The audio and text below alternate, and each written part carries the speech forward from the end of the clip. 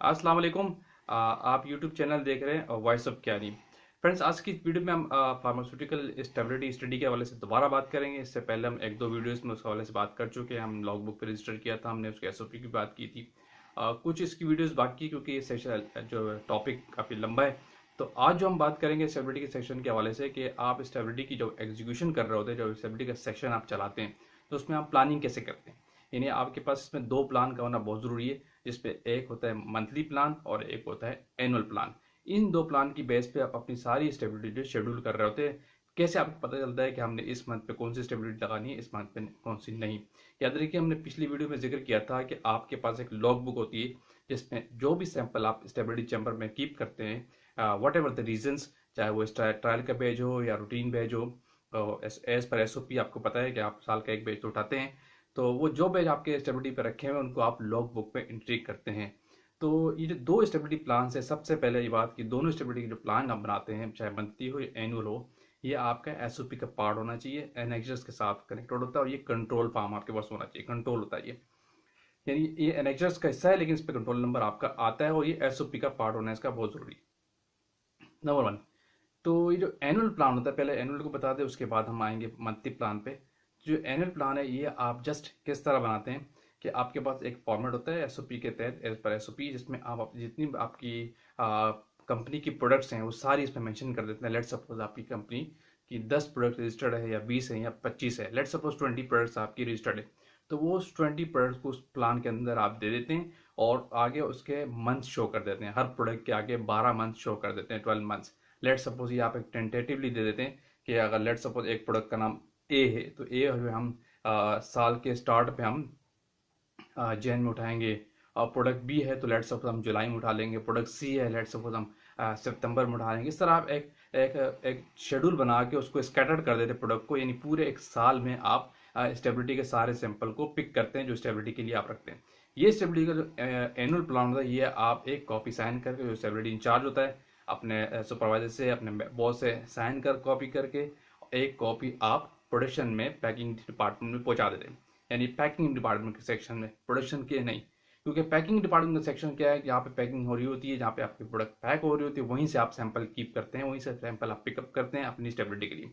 तो उनके पास एक कॉपी होती है जिसकी वजह से वो भी अलर्ट रहते हैं कि आपको इस मंथ पे कौन सा बैच स्टेबिलिटी के लिए रखना है। लेट सपोज कौन सी प्रोडक्ट बन रही है, ये आगे पीछे हो सकता है। फॉर एग्जाम्पल, आपने टेंटेटिव मंथ दे दिया कि जो प्रोडक्ट आपकी ए है हमने फेब में उठानी है, लेकिन कंपनी की प्लानिंग के तहत वो वाली प्रोडक्ट ए जो है मार्च में मैन्युफैक्चर हुई, तो कोई इशू नहीं, आप मार्च में पिक कर लेंगे, इसमें कोई रॉकेट साइंस नहीं है।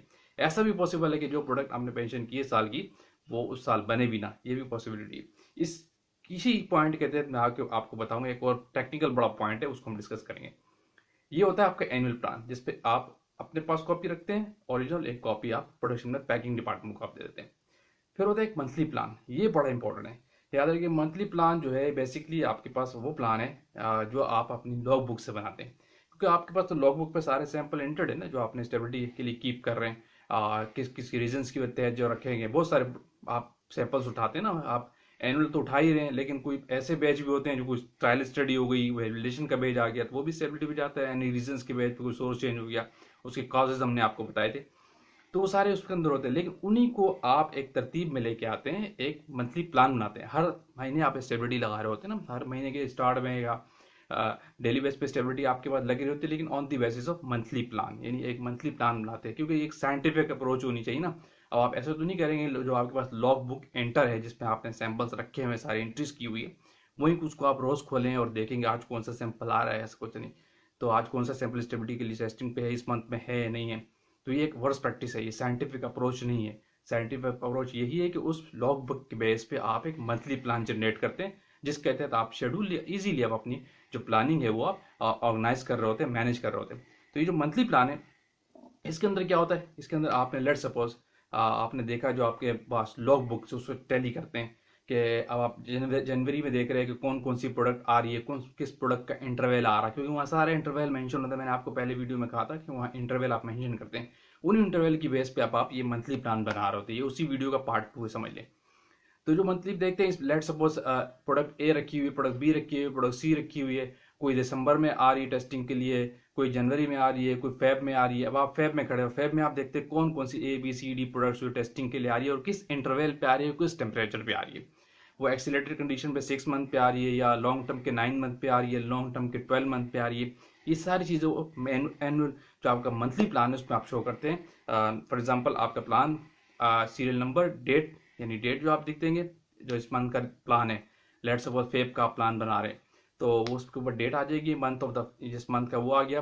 फिर प्रोडक्ट नेम आता है, रीज़न आप लिखते हैं कि प्रोडक्ट जो रखी गई किस रीज़न के तहत रखी गई है, और उसका जो आने वाला टेम्परेचर है फेब में किस किस इंटरवल पे वो आप शो करते हैं। चाहे वो अगर वो 3 मंथ्स पे आ, जो डेफिनेटली एक्सेलरेटिव भी लगेगा और लॉन्ग टर्म की स्टडी भी साथ साथ हो रही होती है, कंट्रोल है या ट्रायल है जो भी है। ये चीज़ें सारी आप जो है ना, और स्टोरेज कंडीशन आप मेंशन करते हो उस मंथली प्लान के अंदर। इसका एक शेड्यूल अगर कोई कहेगा तो मैं वीडियो को स्क्रीन शो कर दूंगा आपको कि इसका फॉर्मेट क्या होता है। फॉर्मेट मेरे पास अवेलेबल है, मैं आपको दिखा दूंगा किस फॉर्मेट के तहत होती है। तो ये वो दो बड़े इंपॉर्टेंट प्लान जिसके तहत अपनी आप स्टेबिलिटी को एग्जीक्यूट कर रहे होते हैं।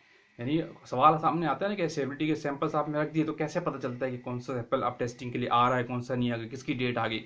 तो ये इन प्लान की बेस पे आप ऑर्गेनाइज कर रहे होते हैं, और कौन से सैंपल आपने उठाने कैसे पता चलेगा वो एनुअल प्लान की बेस पे आप मैनेज कर रहे होते हैं। अच्छा, वो मैंने इंपॉर्टेंट बात ये बताई थी कि आप एनुअल प्लान बनाते तो किस तरह बनाते हो और मंथली किस तरह। एक बड़ा इंपॉर्टेंट क्वेश्चन, बड़ी कॉमन टेक्निक्स, बड़ी कॉमन बात सामने आती है कि हम जो मंथली प्लान है वो हम एनुअल स्टेबिलिटी प्लान से बना सकते हो। ये बिल्कुल गलत प्रैक्टिस है, ऐसा बिल्कुल पॉसिबल नहीं है। ये बिल्कुल वर्स्ट प्रैक्टिस है। ये मैं एग्जीक्यूटिव प्रैक्टिस के दौरान था, तो मैंने मीटिंग्स पे डिस्कस की थी कि कभी भी इस तरह मंथली प्लान जो है एनुअल प्लान से नहीं बनाते। क्योंकि इसके रीज़न क्या, आप रीज़न सुन लीजिए। एनुअल प्लान के अंदर आप अपनी प्रोडक्ट की, अपनी कंपनी की 20 प्रोडक्ट्स है लेट सपोज, वो आप उसके अंदर डाल देते हैं टेंटेटिवली। ए टू लेकर जी तक आपने प्रोडक्ट डाल दिया, आपने 20 प्रोडक्ट डाल दी।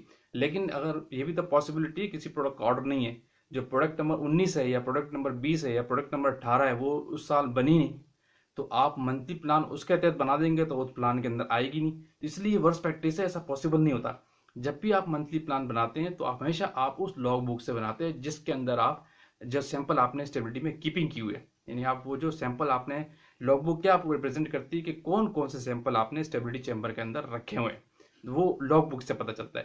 तो इसलिए जब भी मंथली प्लान बनाया जाएगा on the basis of log book, जहाँ पे आपने एंट्री की है कि मैंने ये वाले सैंपल स्टेबिलिटी चैम्बर में रखे हुए हैं जो आपके पास अवेलेबल है। जो एनुअल प्लान है वो तो एक टेंटेटिव होता है कि जरूरी नहीं कि प्रोडक्ट नंबर 12, 13, 14 इस साल बने ही ना, तो उसकी बेस पे कभी भी आप मंथली प्लान नहीं बनाते। ये पॉइंट हमेशा याद रख लीजिए। मंथली प्लान आप जब भी बनाते हैं उस लॉग बुक से बनाते हैं जिसमें आप एंट्री की हुई है कि कौन से हमारे सैंपल स्टेबिलिटी चैम्बर के अंदर रखे हुए हैं। ठीक है, कभी भी एनुअल प्लान से मंथली प्लान नहीं बनाते, ये गलत प्रैक्टिस है। ये टेक्निकल पॉइंट बड़ा इंपॉर्टेंट है, याद रखें। और इसको अभी और भी इसमें बहुत सारी चीज़ें हैं लेकिन वीडियो लंबी हो जाती है, तो इसलिए मैं सेक्शन में वीडियो बनाता हूँ। इसको यहाँ एंड करते हैं, इंशाल्लाह फिर किसी और टेक्निकल बात के साथ आएंगे।